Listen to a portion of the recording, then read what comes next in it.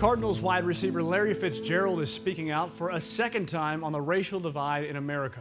Last Sunday, he wrote an essay in the New York Times to share his thoughts on the recent killing of George Floyd, the Minnesota man who died in police custody less than a mile from Fitzgerald's childhood home. Tonight, he held a conference call to urge others to get involved.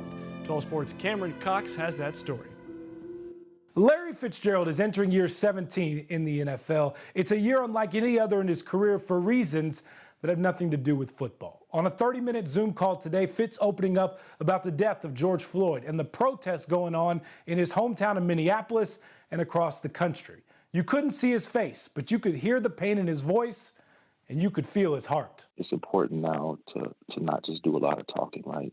I've said what I felt. I said what I, believe to be right in my heart. And now it's just about the action, right? It's about serving the community, closing the divide. Larry's action involved going back home, starting conversations, and taking part in the protests on the very streets he grew up on, the same street that George Floyd was killed on. Where he was killed is less than a mile from where I spent the vast majority of my childhood. This is why it took a few weeks for Fitz to publicly share his thoughts. He was listening to everyone. I really felt like it was best for me to just sit down for 2 weeks and just take notes from every single interaction that I had with somebody, white, black, police officer. I wanted to get their feelings and not only their feelings, but the emotions that they were feeling. But some of the more meaningful and emotional conversations have taken place during football meetings with his fellow receivers and position coaches. Our group has come together and bonded in a way that I don't think would have been possible even if we were